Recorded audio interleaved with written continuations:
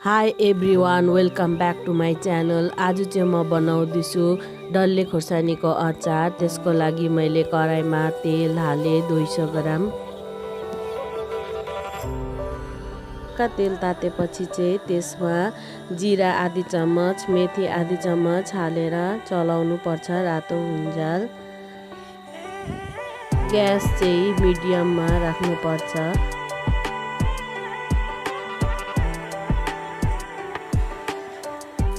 मेथी रातो भएपछि त्यसमा 2 चम्मच लसुन हालेर चलाउँदै गर्नुपर्छ। लसुनलाई बीचमा चलाउँदै गर्नुपर्छ।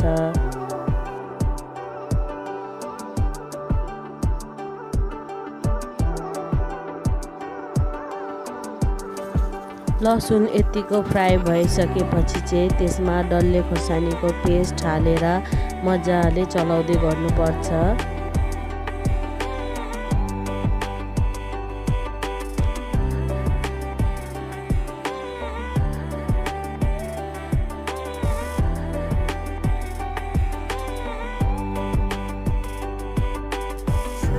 डल्ले खुर्सानीको पेस्टलाई मजाले चलाउँदै गर्नुपर्छ र त्यसमा हल्दी आधा चम्मच र स्वाद अनुसार नुन हालेर मजाले चलाउँदै गर्नुपर्छ।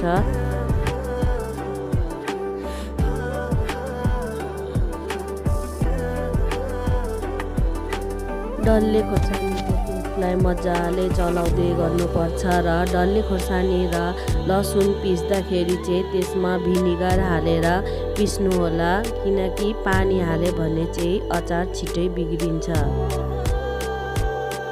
आधी चम्मच धनिया, आधी चम्मच तोरी, आधी चम्मच टिमुर, आधी चम्मच जिरा पेस्ट हालेर मजाले चलाउँदै गर्नुपर्छ।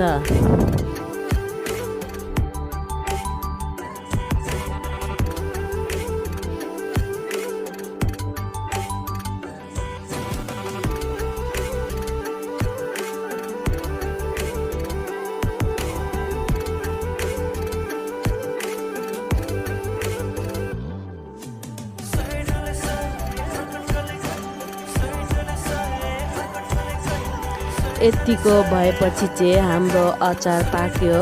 अन्त ग्यास अफ गरिदिन्छु। अचार ठन्डा भएपछि चाहिँ त्यसमा 2-3 चम्ची भिनेगर हालेर मजाले चलाउनु पर्छ। अन्त एउटा बयममा म हाल्छु, अचारलाई सर्भ गर्छु।